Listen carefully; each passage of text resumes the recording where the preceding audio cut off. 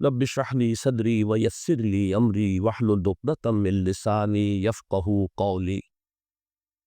اللهم ربنا الهمنا رشدنا واعذنا من شرور انفسنا.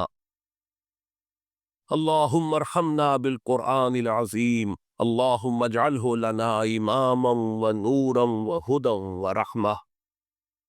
اللهم ذكرنا منه ما نسينا وعلمنا منه ما جهلنا وارزقنا تلاوته آناء الليل وآناء النهار واجعله لنا حجة یا رب العالمین آمین۔ کسی اور نے ملامت کی یا نہیں کی؟ تمہارے اندر کوئی شے ہے تو ملامت کر رہی۔ دیکھو تم نے فلاں شخص کا دل توڑ دیا، یہ اچھا کام نہیں۔ یہ ہے لوامہ جس کی قسم کھائی گئی، لا اقسم بیوم القیامت ولا اقسم بالنفس اللوامہ۔ یہ نفس لوامہ ہر انسان میں ہے، اور جیسے ہمارے ظاہری وجود کے تقاضے ہیں، بھوک لگتی ہے، پیاس لگتی ہے، اسے کپڑے کی ضرورت ہے موسمی اثرات سے بچاؤ کے لیے، یہ جو مانوی شخصیت ہماری اندر ہے یہ بھی کوئی ڈیمانڈ کرتی ہے، اور انسان اپنے آپ کو مطمئن کرتا ہے، ریشنلائز کرتا ہے، ٹھیک ہے یہ تو خرابیاں ہیں، لیکن میں نے یہ کام بھی تو آخر کیے نا، کہ انسان کی ایک لاس بھی ضرورت ہے اپنے ضمیر کو مطمئن کرتا۔ اب دیکھیے ہمارے ہاں کے مختلف طبقات میں مختلف تصورات ہیں نیکی کے جو رائج۔ ہمارے ہاں ایک مذہبی طبقہ ہے جس کے نزدیک اصل اہمیت ریچولز کی ہے، عبادات کی ہے، رسومات کی ہے، معاملات میں وہ دھوکہ دے رہے، سودا کر کے پھر گئے، ان کے دلوں میں نرمی نہیں ہے، سائلوں کو دھتکارتے ہیں، لیکن ایک اعتبار سے بہت دیکھیے سودی کاروبار کرتے ہیں۔ ٹھیک ہے بھائی، میں سودی کاروبار تو کرتا ہوں، میں نے مسجد میں تو بنوائی ہے، میں نے مسجد میں جھاڑ بھی تو لگوا دیا ہے، میں نے مسجد میں قالین کی تو بچھوایا ہے۔ تو نیکی کا ایک تصور یہ ہے ہمارے، اس کے بالکل برعکس ایک تصور ہے جدید تعلیم یافتہ طبقات کا تصور۔ آپ نے بارہا سنا ہوگا گفتگو، بھائی اصل نیکی یہ ہے کہ کوئی کسی کو دھوکہ نہ دے، جھوٹ نہ بولے، وعدہ پورا کرے، اپنا فرض صحیح طور سے ادا کرے، کہیں ملازم ہے تو اپنے فرائض صحیح طور سے ادا کرے۔ باقی رہ گئی نماز روزہ، یہ تو انفرادی باتیں ہیں، یہ کوئی کرتا ہے تو اپنے لیے، نہیں کرتا ہے تو کوئی بات نہیں۔ یہ دونوں ایک دوسرے کے بالکل برعکس تصورات ہیں، اور یہ ہمارے معاشرے میں جدید تعلیم یافتہ طبقات کا تصور نیکی اور ہمارے قدیم علماء اور ان کے زیر اثر جو عوام ہیں ان کے تصور نیکی میں یہ زمین و آسمان کا فرق۔ آپ کو معلوم ہے کہ اپنی جسم فروش عورتیں جو ہیں وہ بھی نیکی کا کوئی نہ کوئی کام کرتی ہیں۔ آپ دیکھیں گے محرم میں سیاہ کپڑے پہن کے جلوس کے آگے آگے جا رہی، سبیلے لگا رہی، مختلف مزاروں میں جب عرس ہوتا ہے وہاں جاتی ہے، دھمال کھیلتی ہے، وہی سیاہ کپڑے پہنتے، وہ بھی اپنے آپ کو مطمئن کرتی۔ مشہور ہے ایک واقعہ شہنشاہ عالمگیر اورنگزیب کا، اس نے دلی میں گانے بجانے پر پابندی لگا دی۔ اب ظاہر بات ہے جن کا یہ پیشہ تھا ان کا دھندا ختم تو آمد بھی ختم، لاکھ کوششیں کی لیکن اورنگزیب ٹس سے مس نہیں ہوا۔ تو انہوں نے ایک عجیب ترکیب کی، وہ دریائے جمنا بالکل ساتھ بہتا تھا، یہ قلعہ اس شکل میں بنایا گیا، اب تو ذرا فاصلے پر، تو ایک کشتی میں وہ جمع ہو گئے، سازندے بھی اور ساز بھی اور گاتے بجاتے ہوئے، انہیں معلوم تھا فلاں وقت جو ہے بادشاہ جھروکے میں بیٹھ کر دریا کی سیر کرتا ہے، وہاں سے گزرے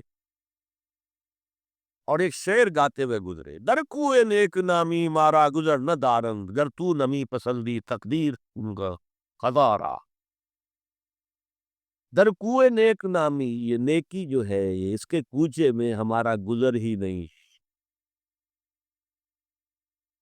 در کوئے نیک نامی مارا گزر نہ دارند، یہ تو اللہ کی طرف سے فیصلہ ہے، اس کی مقرر کردہ تقدیر ہے۔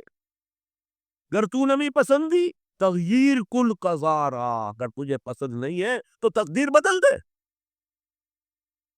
تو بادشاہ ہنس پڑا اور اس نے کہا کہ ٹھیک ہے بھائی، گانے بجانے کی حد تک تو بھی اجازت۔ تو ہر ایک طبقے کا اپنا ایک تصور ہے نیکی کا۔ جیسے میں نے پہلے عرض کیا، بڑے بڑے ڈاکو جو ہے وہ اپنے علاقے کے بیواؤں یتیموں کی سرپرستی کرتے، ویسے دیہات درندگی صفاقی انسانی جان کی کوئی حیثیت ہی نہیں۔ تو نیکی اصل میں کس شے کا نام ہے، کون سی چڑیا کا نام ہے، نیکی حقیقت میں کیا ہے، وہ ہے اس آیت کا مضمون۔ میں مثال دیا کرتا ہوں، ایک عام قصہ ہے کہ کسی گاؤں میں پہلی مرتبہ ہاتھی آیا۔ اب وہاں نابینا لوگ جو تھے انہیں بھی پتہ چلا ایک عجیب جانور آیا ہے، وہ آئے اور کسی نے اس کی ٹانگ کو ٹٹولا، اس نے کہا ہاتھی ایک ستون کے مانند ہے۔ کسی کا اس کے کان کے اوپر ہاتھ پڑا، اس نے کہا چھاج کے مانند ہے وہ۔ کسی نے پیٹ کو ٹٹولا، بہت بڑا ڈھول ہے وہ۔ بالکل یہی معاملہ ہے نیکی کے تصور کے بارے میں۔ اڑائے کچھ ورق لالے نے، کچھ نرگس نے، کچھ گل نے، چمن میں ہر طرف بکھری ہوئی ہے داستاں میری۔ کسی نے نیکی کا ایک حصہ لے لیا، کسی نے دوسرا لے لیا، کسی نے تیسرا لے لیا۔ وہ مکمل سرابہ نیکی، حقیقی نیکی کس میں ہے، یہ ہے اس آیت کا مضمون۔ اب چوتھے نمبر پر یہ تمہیدی باتیں جو میں عرض کر رہا ہوں، اس آیت کا پس منظر کیا ہے جسے ہم کہتے ہیں شان نزول؟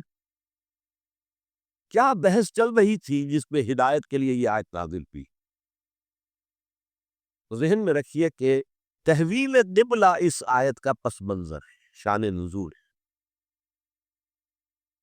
آپ کو معلوم ہے مکے میں جب تک حضور رہے، آپ جب نماز پڑھتے تھے تو آپ جنوبی جانب کھڑے ہوتے تھے، یعنی رکن یمانی اور وہ کونا کہ جس میں حجر اسود نصب ہے، ان دونوں کے درمیان کھڑے ہوئے کعبے کی طرف رخ کیا، تو اسی رخ پر بیت المقدس بھی ہے۔ اسے کہتے ہیں استقبال قبلتین، دونوں قبلوں کا بیک وقت استقبال ہو گیا، رخ ہو گیا دونوں طرف، خانہ کعبہ کے بھی اور بیت المقدس کے بھی۔ مدینے میں آ کر یہ ناممکن ہے۔ اب اگر کعبے کی طرف رخ کرو گے تو بیت المقدس کی طرف پشت ہو جائے گی، وہ شمال میں ہے، یہ جنوب میں ہے۔ اگر بیت المقدس کی طرف رخ کرو گے تو کعبے کی طرف پیٹھ ہوگی۔ لیکن آپ کو معلوم ہے کہ حضور نے 16 یا 17 مہینے مدینے آنے کے بعد بیت المقدس کی طرف رخ کر کے نماز پڑھی۔ اب ایک شکل تو یہ ہے کہ یہ حضور کا ذاتی اجتہاد ہو اور اس کو اللہ نے تسلیم کر لیا ہو کہ ٹھیک ہے، یہ بھی ممکن ہے۔ اسے تقریر کہتے ہیں اصطلاح میں۔ حدیث کس چیز کا نام ہے؟ حضور کا قول یا فعل یا تقریر۔ پہلی دونوں چیزوں تو آپ جانتے، قول اور فعل۔ یہ تقریر کیا ہے؟ حضور کے سامنے کوئی کام کیا گیا اور حضور نے نہیں روکا، تو امپلائیڈ ہے اس کے اندر کہ یہ کام حرام نہیں ہے، حضور کے سامنے ہوا ہے، آپ نے روکا نہیں۔ تو اگر یہ ذاتی اجتہاد تھا تو تقریر ہو گئی اس کی اللہ کی طرف۔ لیکن زیادہ غالب پہلو یہ ہے کہ یہ اللہ کے حکم سے حضور نے کیا، اور یہ حکم وحی خفی کے ذریعے سے آیا، اس لیے کہ قرآن مجید میں اس کا ذکر نہیں ہے کہ اللہ نے حکم دیا ہو کہ اے محمد صلی اللہ علیہ وسلم اب آپ اور آپ کے ساتھی بیت المقدس کی طرف رخ کر کے نماز پڑھے ہی نہیں ہے۔ تو یہ وحی خفی وحی جلی وحی خفی، دو قسم کی وحیاں حضور کو ہوتی تھی۔ نبی کے لیے تو وحی خفی بھی وحی جلی کے حق اسی کے حکم میں ہے، لیکن عام آدمی کا کوئی ولی اللہ بڑے سے بڑا ہو، اس کی بھی اس کا کشف، اس کا الہام حجت نہیں ہے دین میں۔ بہرحال یہ شاید حضور کو اللہ نے وحی خفی کے ذریعے حکم دیا۔ اس کا ایک بہت بڑا سیاسی فائدہ ہوا حضور کو، اور وہ یہ کہ مدینے میں آ کر آپ کا واسطہ پڑا یہودیوں سے۔ وہ بہت منظم تھے، تعلیم یافتہ تھے، بہت کلچرڈ تھے، ان کے ہاں فقہا تھے، ان کے ہاں مفتی لوگ موجود تھے۔ اگر فوری طور پر تصادم یہود کے ساتھ ہو جاتا تو حضور کے قدم مدینے میں جمنا آسان نہ ہوتا۔ یہ جب آپ نے بیت المقدس کی طرف رخ کر کے نماز پڑھی تو یہودیوں نے سمجھا چلو کوئی بات نہیں، یہ تو ہمارے کیمپ فالوورز ہے، ہمارے قبلے کا رخ کر رہے ہیں، لہذا فوری طور پر ان کی طرف سے کوئی مخالفت وہ پیش نہیں آئی، اور اس 16 مہینے میں حضور کو اپنے قدم جمانے کا مدینہ منورہ میں پورا موقع ملا، بلکہ پہلے 6 مہینے اس میں جو ہے بہت ڈیسائسو ہے۔ 3 کام آپ نے 6 مہینے میں کیے ہیں تو بالآخر بہت ہی زیادہ فیصلہ کن ثابت۔ نمبر 1 یہ کہ آپ نے مسجد نبوی کی تعمیر کر لی، اب یہی مرکز ہے، یہی درسگاہ ہے، یہی خانقاہ ہے، یہی پارلیمنٹ ہے، یہی دارالمشاورت ہے، یہی سے فوجیں تیار کی جا رہی ہیں، یہی وفود آ کر پیش ہو رہے ہیں، بہرحال ایک مرکز مہیا ہو گیا۔ نمبر 2 یہ کہ مہاجرین میں اور انصار میں مواخات، ایک مہاجر ایک Ansari, they were declared brothers، یہ تھی انٹیگریشن آف دی سوسائٹی۔ اور تیسرا کام آپ نے یہ کیا اسی دوران میں، جس کا تعلق اس حکمت عملی کے ساتھ بہت گہرا بن جاتا ہے، کہ یہود کو جکڑ لیا ایک معاہدے میں، میثاق مدینہ،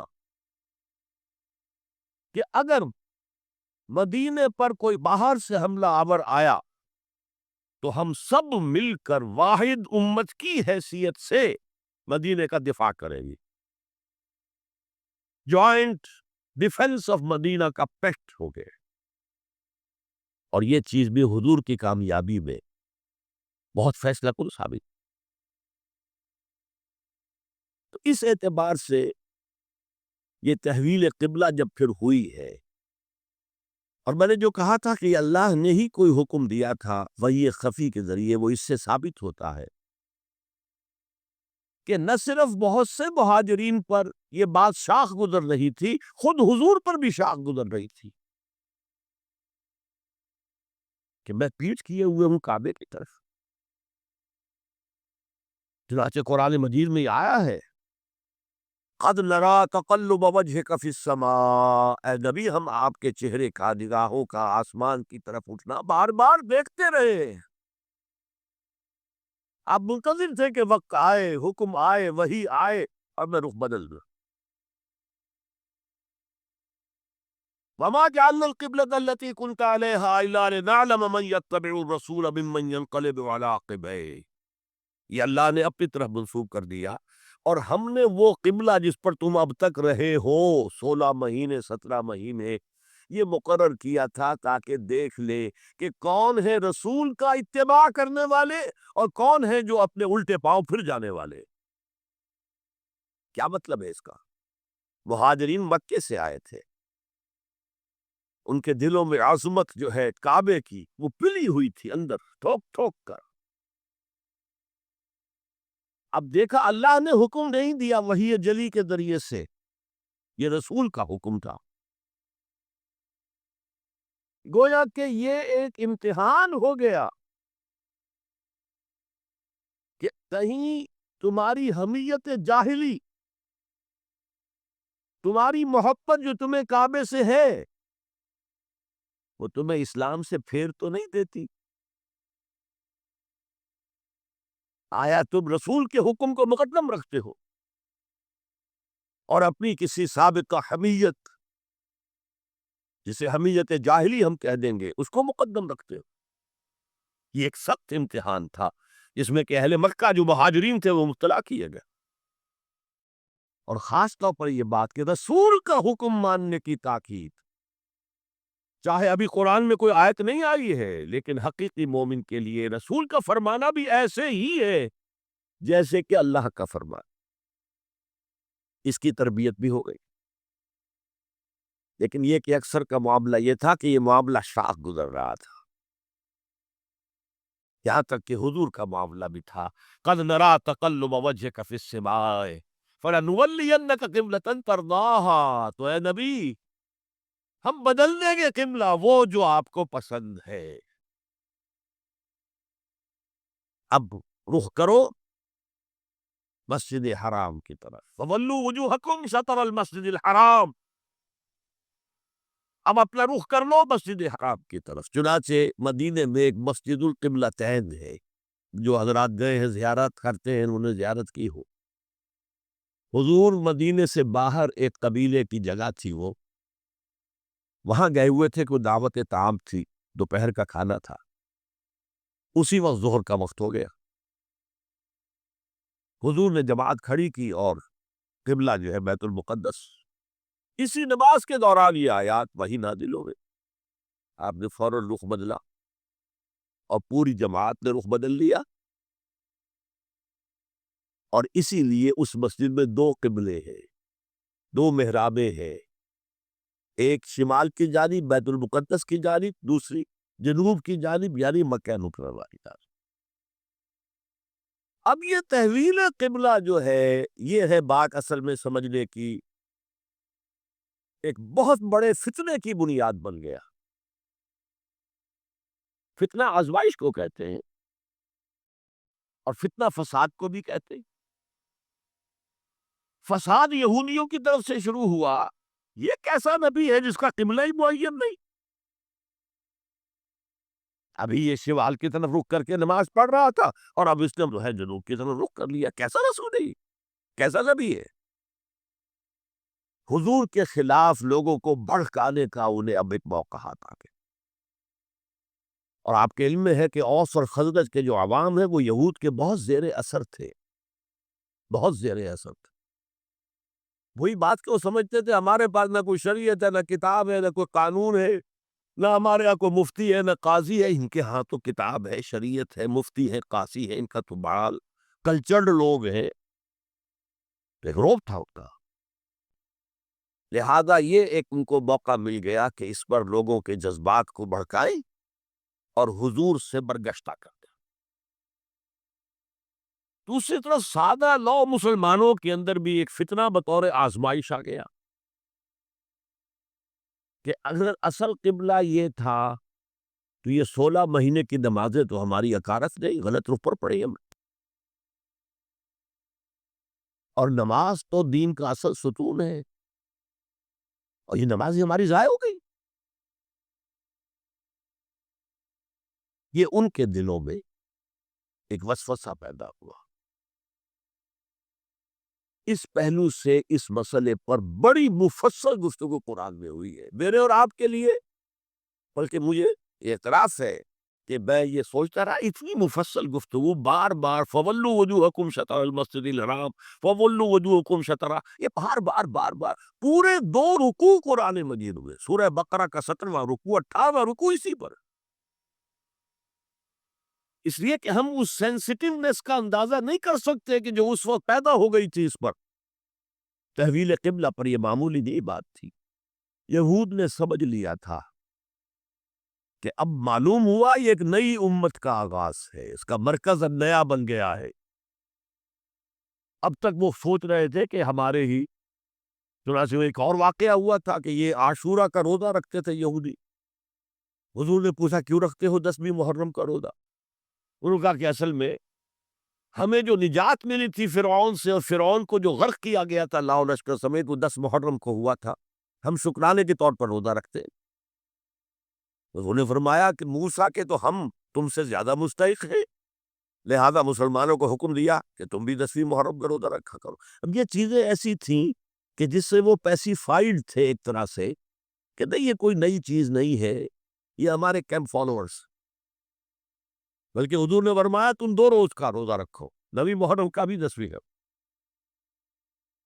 بہرحال اس پر جو ایک تشویش ہوئی ہے، اس تشویش کو دور کرنے کے لیے 2 رکوع، 17واں 18واں رکوع، 2 رکوع پورے کے پورے اسی بحث پر مشتمل ہیں۔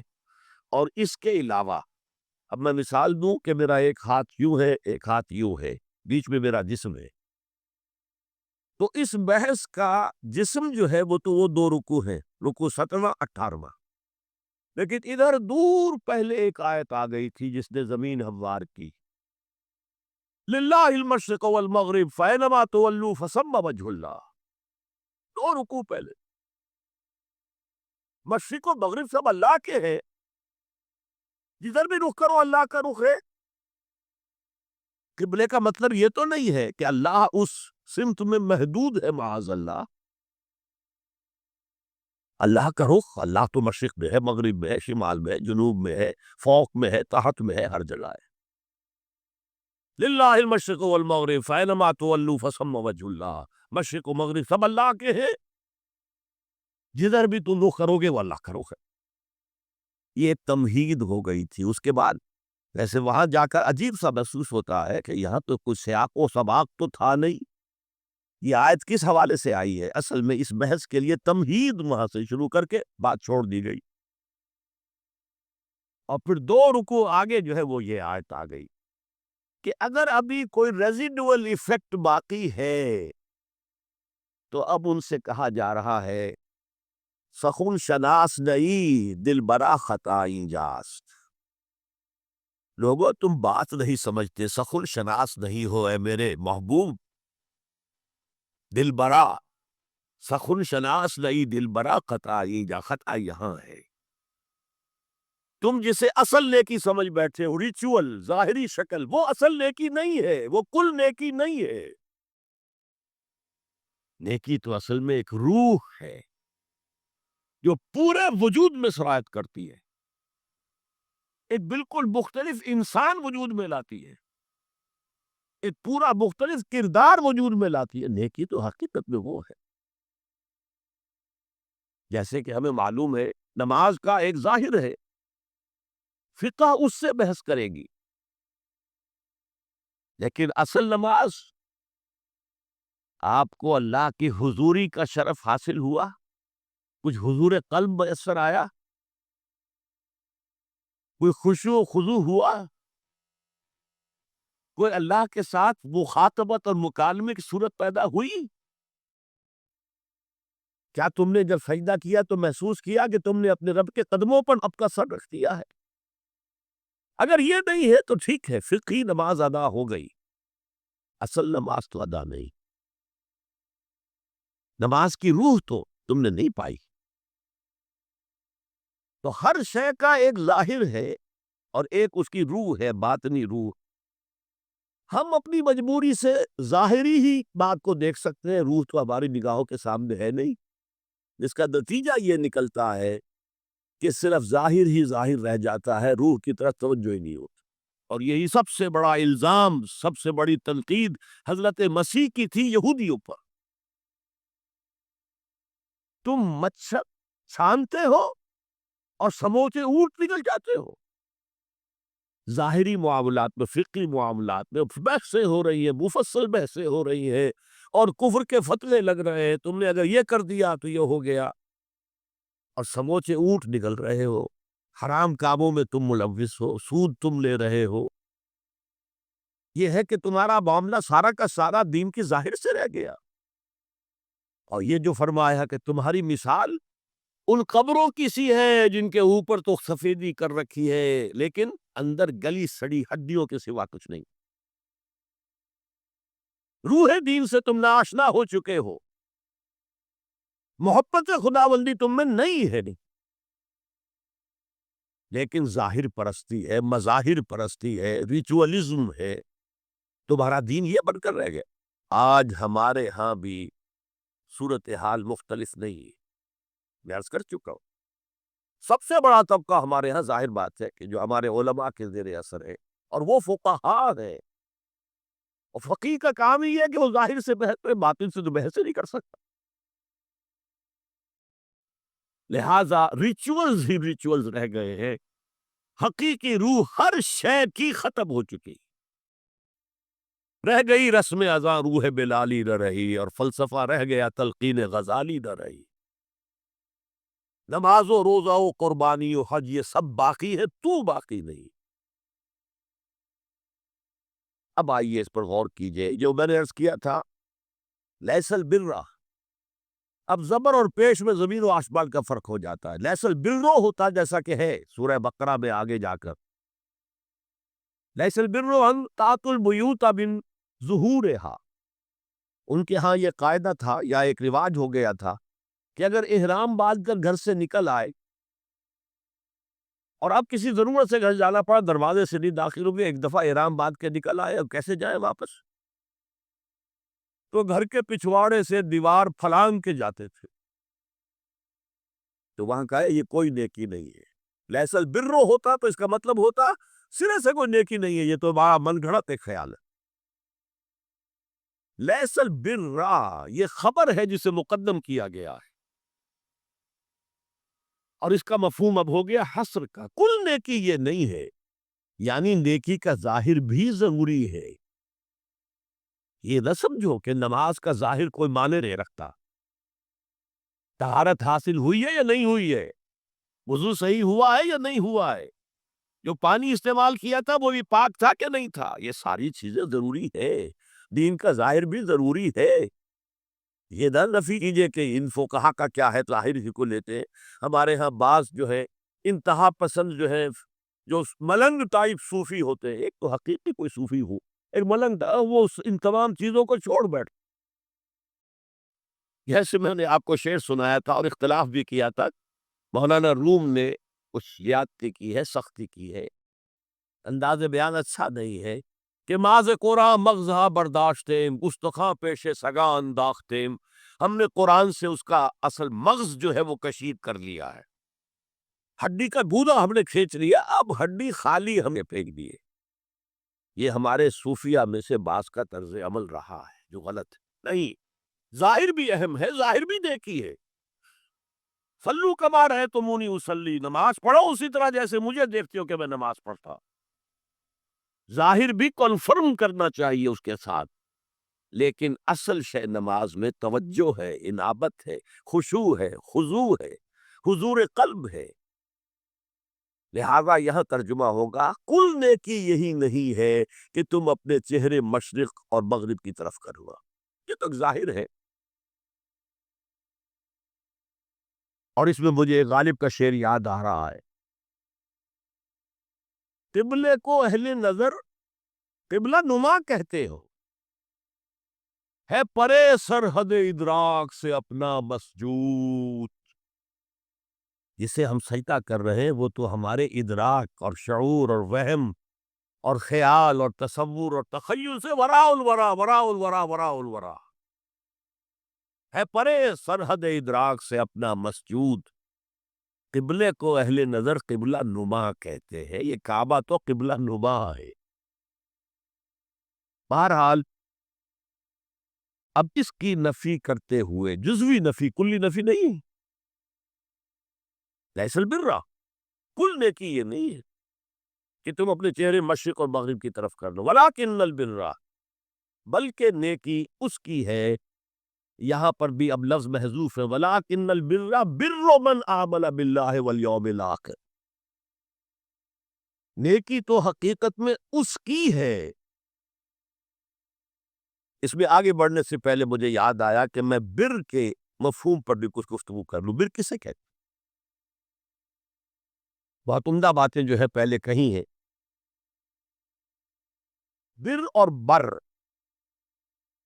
یہ دونوں مادہ تو ایک ہی ہے، بحر و بر،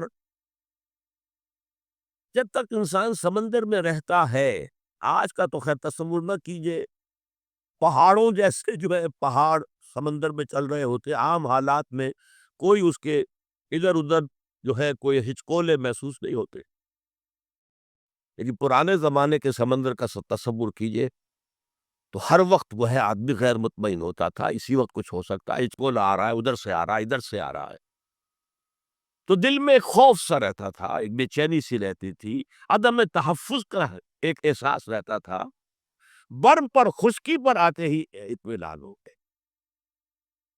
تو یہ اصل میں انسان کے باطنی اطمینان کے لیے جو ابھی آپ نے فرمایا کہ دیکھی وہ ہے کہ جس کو کر کے تمہیں خوشی حاصل ہو،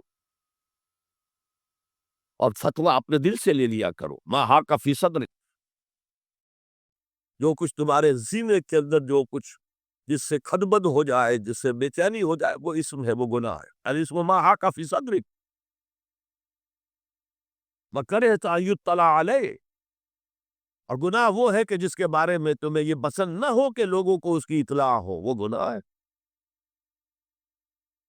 اس میں بھی مجھے جیسے انگریزی کی ایک نظم کا سٹینزا جو ہے یاد آیا تھا، art is long and time is fleeting, دوڑا جا رہا ہے یہ وقت، and our hearts though stout and brave still like muffled drums are beating funeral marches to the grave۔ اپنے دل کی ہر بیٹ کے ساتھ ہم اپنی قبر سے قریب سے قریب تر ہوتے جا رہے ہیں۔ اسی طرح کی ایک نظم ہے، بڑی پیاری نظم ہے، charities that soothe and heal and bless are scattered over the feet of men like flowers۔ وہ بھلائیاں، وہ نیکیاں، وہ خدمت خلق،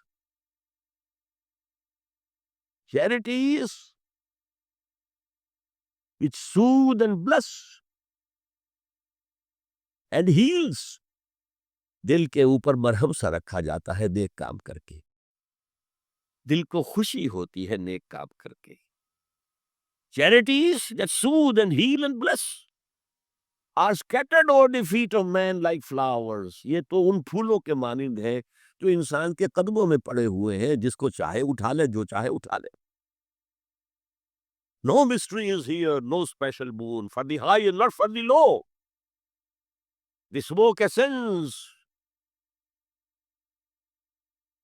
as high from the heart of a humble cottage as from that of a haughty palace۔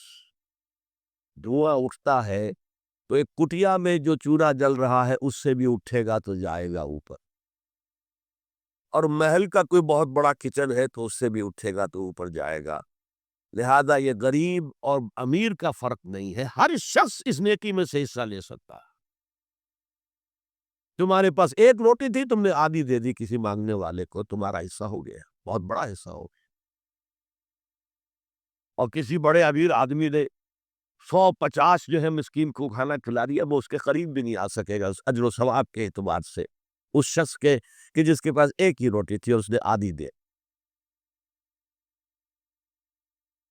تو بر جو ہے حقیقت میں لیس البر ان تولوا وجوہکم قبل المشرق والمغرب ولکن البر من آمن باللہ والیوم الآخر والملائکۃ والکتاب والنبیین۔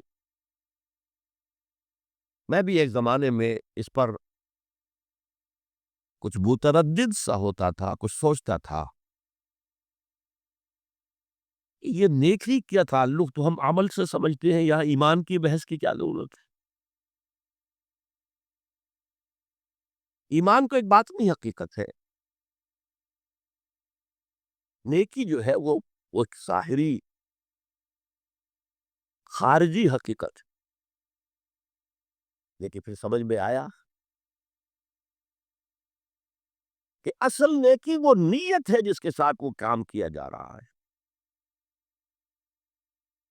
اگر خیرات بانٹی جا رہی ہے، جھگیوں میں جا کر میلے کچیلے بچوں کو گود میں لے کر اپنی سفید عسکروں کو بھی خراب کیا جا رہا ہے، اور معلوم ہے کہ یہ اس لیے کر رہا ہے کہ آئندہ الیکشن میں کھڑا ہونا ہے، تو کوئی ہے جو کہے گا کہ یہ نیکی ہو رہی ہے؟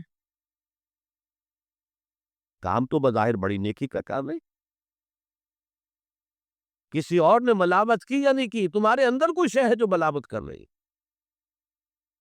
دیکھو تم نے فلاں شخص کا دل توڑ دیا، یہ اچھا کام ہے۔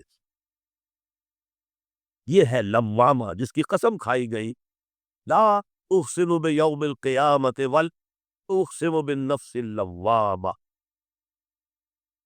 یہ نفس لوامہ ہر انسان میں ہے، اور جیسے ہمارے ظاہری وجود کے تقاضے ہیں، بھوک لگتی ہے، پیاس لگتی ہے، اسے کپڑے کی ضرورت ہے موسمی اثرات سے بچاؤ کے لیے، یہ جو مانوی شخصیت ہماری اندر ہے یہ بھی کوئی ڈیمانڈ کرتی ہے، اور انسان اپنے آپ کو مطمئن کرتا، ریشنلائز کرتا. ٹھیک ہے، یہ تو خرابیاں ہیں، لیکن میں نے یہ کام بھی تو آخر کیے ہیں نا، کہ انسان کی ایک لازمی ضرورت ہے اپنے ضمیر کو مطمئن کرنا. اب دیکھیے ہمارے ہاں کے مختلف طبقات میں مختلف تصورات ہیں نیکی کے جو رائج. ہمارے ہاں ایک مذہبی طبقہ ہے جس کے نزدیک اصل اہمیت ریچولز کی ہے، عبادات کی ہے، رسومات کی ہے. معاملات میں وہ دھوکہ دے رہے، سودا کر کے پھر گئے، ان کے دلوں میں نرمی نہیں ہے، سائلوں کو دھتکارتے ہیں. لیکن ایک اعتبار سے بہت خوشی، سودی کاروبار کرتے. ٹھیک ہے بھائی، میں سودی کاروبار تو کرتا ہوں، میں نے مسجد میں تو بنوائی ہے، میں نے مسجد میں جھاڑ بھی تو لگوا دیا ہے، میں نے مسجد میں قالین کی تو بچھوایا ہے. تو نیکی کا ایک تصور یہ ہے ہمارے، اس کا بالکل برعکس ایک تصور ہے جدید تعلیم یافتہ طبقات کا تصور. آپ نے بارہا سنا ہوگا گفتگو، بھائی اصل نیکی یہ ہے کہ کوئی کسی کو دھوکہ نہ دے، جھوٹ نہ بولے، وعدہ پورا کرے، اپنا فرض صحیح طور سے ادا کرے، کہیں ملازم ہے تو اپنے فرائض صحیح طور سے ادا کرے. باقی رہ گئی نماز روزہ، یہ تو انفرادی باتیں ہیں، یہ کوئی کرتا ہے تو اپنے لیے، نہیں کرتا ہے تو کوئی بات نہیں. یہ دونوں ایک دوسرے کے بالکل برعکس تصورات ہیں، اور یہ ہمارے معاشرے میں جدید تعلیم یافتہ طبقات کا تصور نیکی اور ہمارے قدیم علماء اور ان کے زیر اثر جو عوام ہیں ان کے تصور نیکی میں یہ زمین و آسمان کا فرق.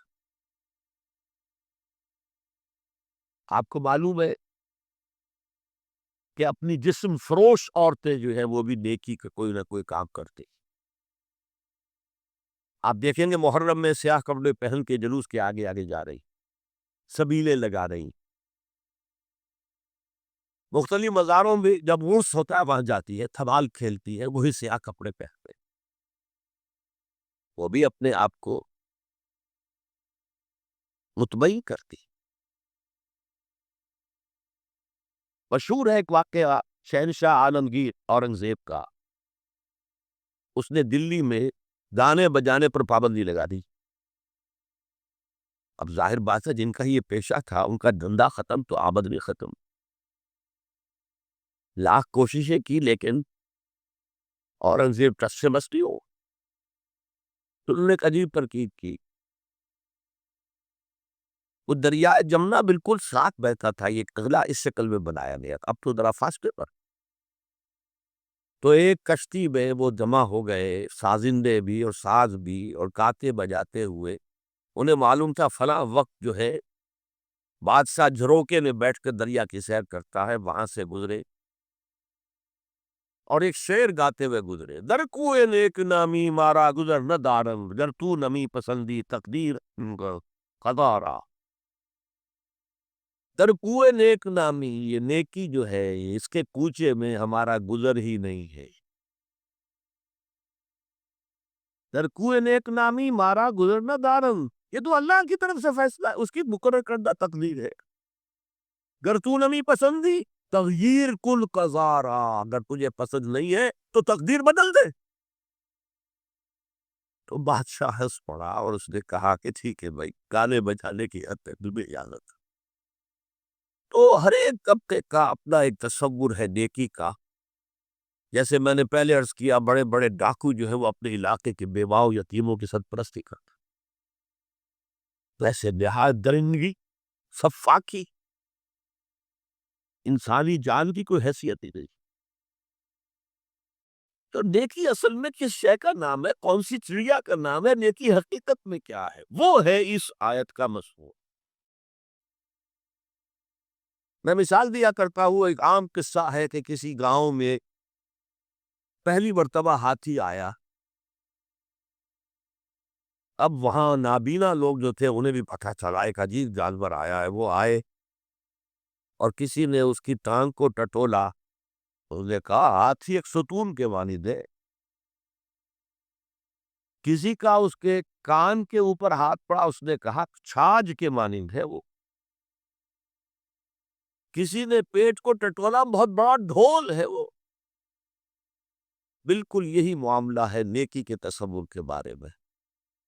اڑائے کچھ ورق لالے نے، کچھ نرگس نے، کچھ گل نے، چمن میں ہر طرف بکھری ہوئی ہے داستاں میری۔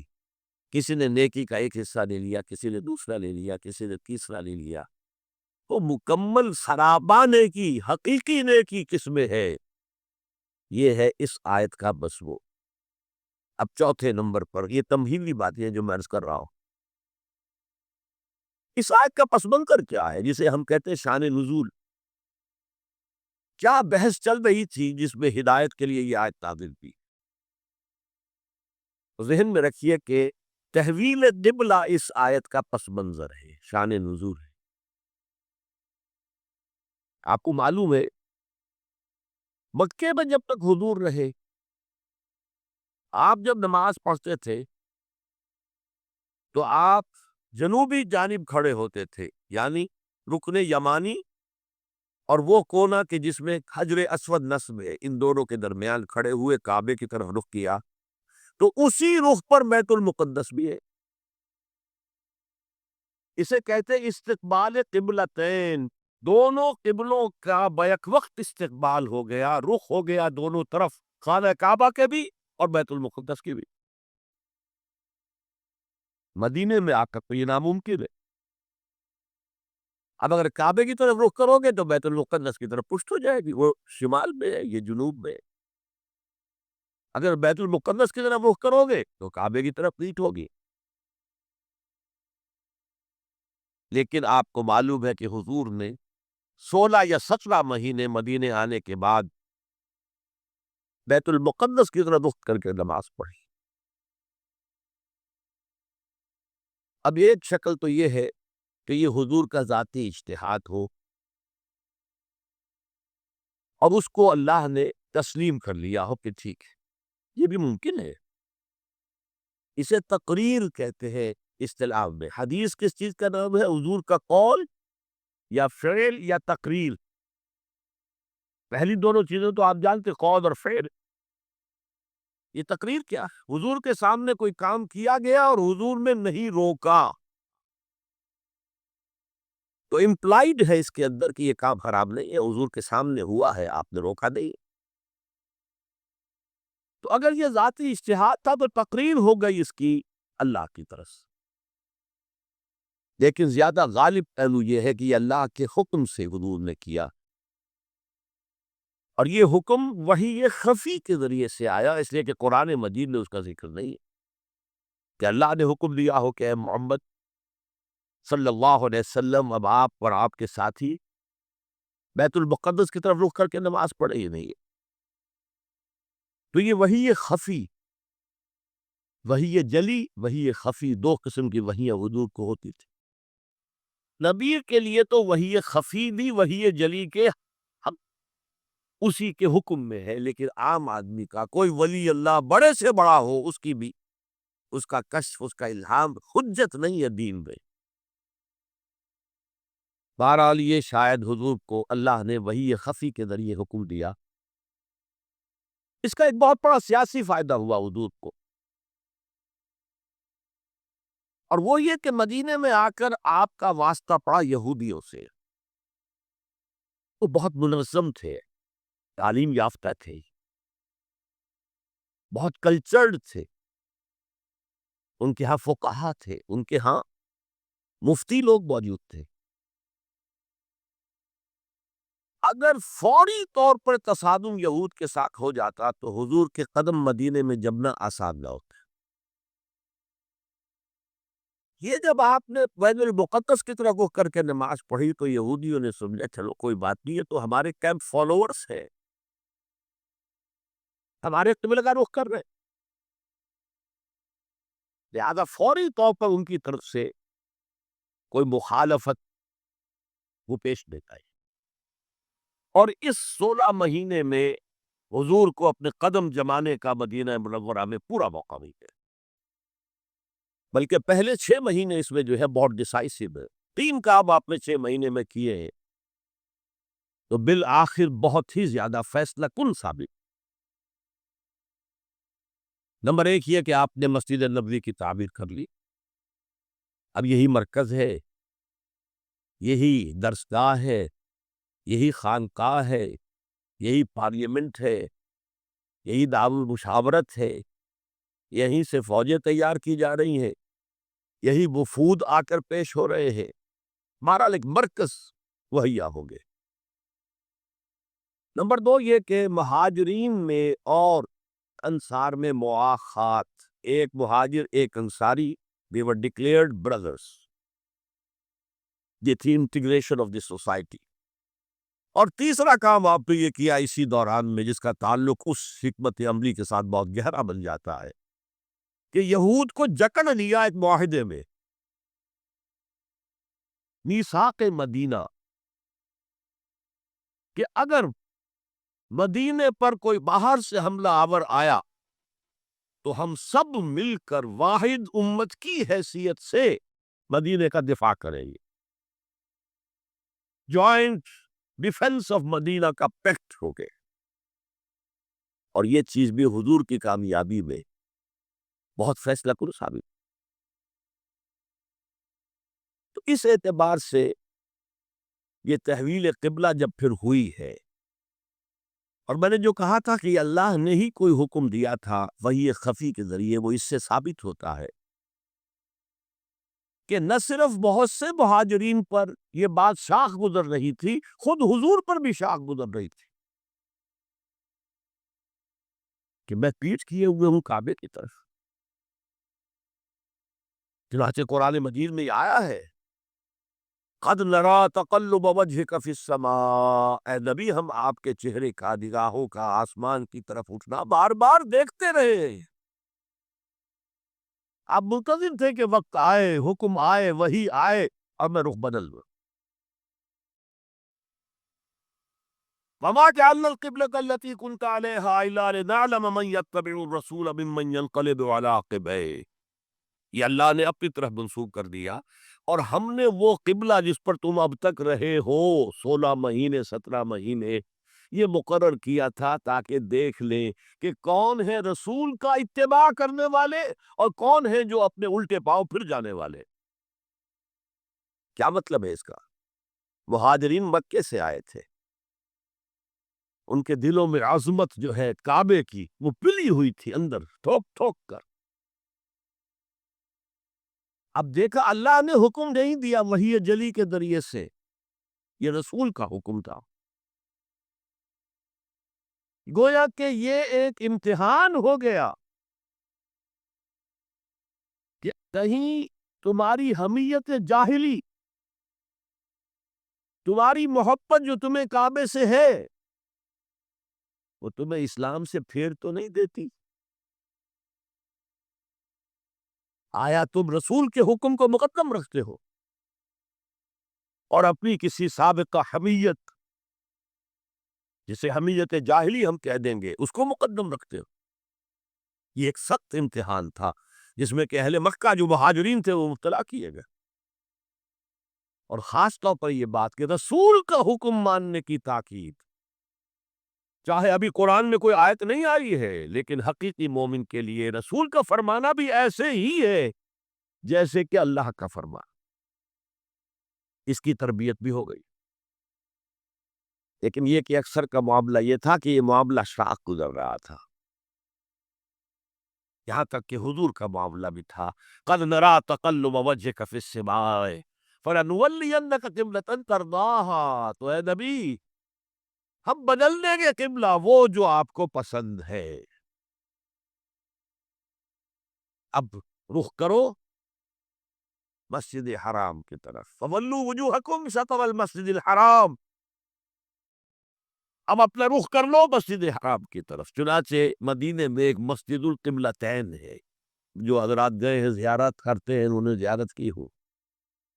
حضور مدینے سے باہر ایک قبیلے کی جگہ تھی، وہ وہاں گئے ہوئے تھے، کوئی دعوت طعام تھی، دوپہر کا کھانا تھا، اسی وقت ظہر کا وقت ہو گیا۔